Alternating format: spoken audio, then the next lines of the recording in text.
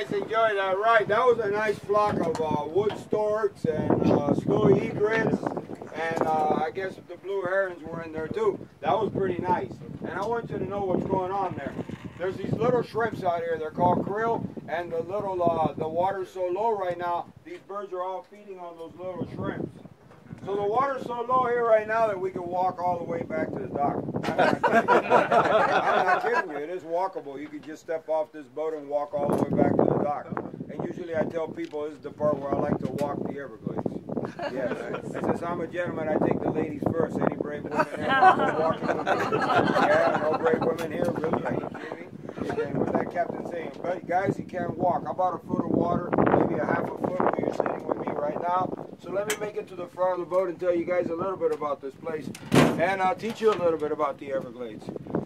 Beautiful afternoon. In the summertime, it's not so great out here. It's very hot, very humid, a lot of lightning storms and stuff like that. I don't like it out here in the summer. I like it in the winter.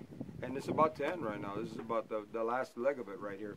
Anyways, the Everglades, a slow-moving river. And the river starts in Orlando and it comes to the Kissimmee through Lake Okeechobee. And it winds up right here where you're sitting with me. You're on the south side of the Everglades. And this river moves at 1 mile an hour. And it goes 50 to 60 miles that way into Key Largo and about 70 to 90 miles that way to the southwest into the Gulf of Mexico. So what I'm trying to say is that that fresh water, which is drinking water that you guys are looking at right there, ends up in the ocean. Yes, and by ending up in the ocean, you get crocodiles here, right? This is the only place in the world where you're going to see alligators and crocodiles together where you're sitting with me right now in this Everglades. So there's 1.5 million alligators here in the Everglades. 4,000 square miles. And right here where you're sitting with me, about 1,000 or so. You don't believe me? Jump in. No, Then me. First, not me. Not. Alligators can stay. Alligators. You know the way. I know the way. I'll lead the way. Alligators can stay on the water up to 11 hours. I want you to know that. So the only way I'm going to know if that alligator's here if he pops his head or the little bubbles come out or the grass starts moving around. That's one way of knowing. Now, besides the alligators out here, we got snakes. Yeah, no more for that walk, huh? Lots of snakes, 24 different kinds of snakes. So out of those 24 different kinds of snakes, there are 4 snakes out here that if you were walking out here and they hit you, it's bye-bye. Nice knowing you. So I'm going to tell you which one it is. The pygmy rattlesnake, the diamondback, the cottonmouth, and the deadliest snake here is called the coral snake. You guys ever seen a coral snake? Beautiful, huh? Black, red, yellow, it's gorgeous. Well, if that snake bites you in that water while you're walking at it or inside one of these islands, yes, it's definitely bye-bye in 24 hours. So if it's in the water, you're going to feel a little like, oh, something's going on. I don't feel right. Like if maybe you had too many margaritas. And then you're going to lean over like a palm tree right in that water like that. Boom. And guess who's coming to your funeral? And I will personally guarantee it. Alligators and crocodiles. Yes, and trust me, they will find you. I like to make little jokes of these things. I like to see people laugh. That's just the way I am. But I do educate you very well about this Everglades. So the sawgrass that you see over there is the most important thing to the Everglades, and I'm going to tell you why. That grass slows the river down. It feeds a lot of animals, and it also purifies the water. It's like a big giant filter. So without that grass, there will not be any Everglades, is what I'm trying to say.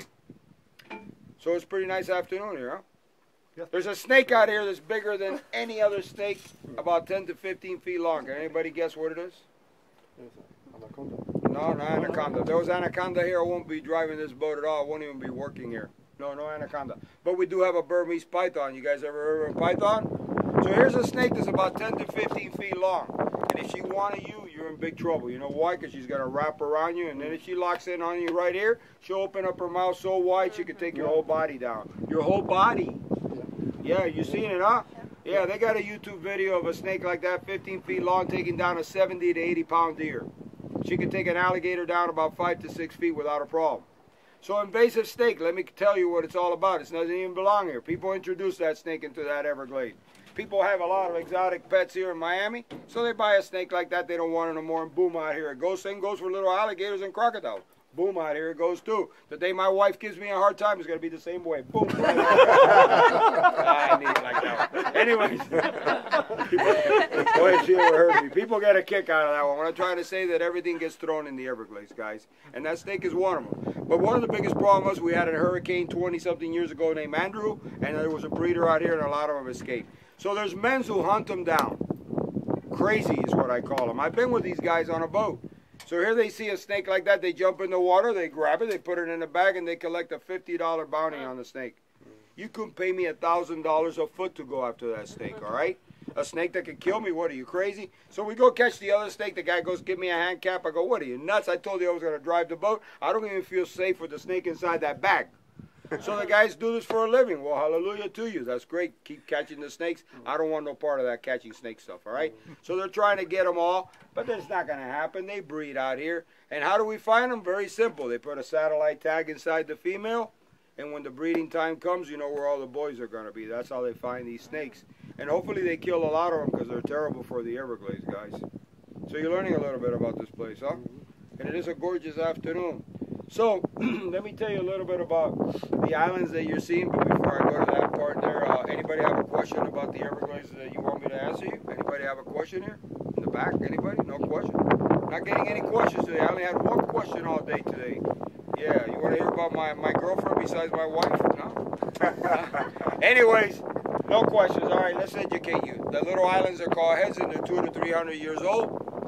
But the big island back there is called the hammock. Look at the size of that place. The west side's over there, and the south side is out here. I've explored that whole island, all right? I've walked the whole island. Indians lived there. Miccosukee and Calusa Indians. No doubt in my mind they were there. I found pottery made out of clay, arrowheads made out of stone. I found an old dugout canoe out here that an Indian dug out of a cypress tree, and he came out here hunting for food for his family. We have one in the park. The canoe weighs a ton, by the way. So they hunted for deer, boar, rabbits, and possum, and a lot of fish out here. You won't believe the fish that are in this water. Tilapia, brims, gars, bass, catfish. There's always 300 species of out here fish in this water. So I can feed you very well with the fishes, and those Indians ate some of them too. Now, the only problem that Indian had there was in the summer months. And I went in that island in July. Biggest mistake I made. You know why? The mosquitoes ate me alive. And the mosquitoes were so big they almost took me out of there like a helicopter. I'm not lying to you. And I had a can of off, and I said, now how in the world did he survive that place in May, June, July, and August? So I really wanted to know, and I did a little research on the guy, and the guy was actually pretty clever. This is how he did it. He burned a lot of those trees. Yes, he burned the trees, and fire and smoke scares mosquito away, especially the smoke part, huh? What did it do to the guy's lungs? I don't know, okay? But I'm going to tell you how he really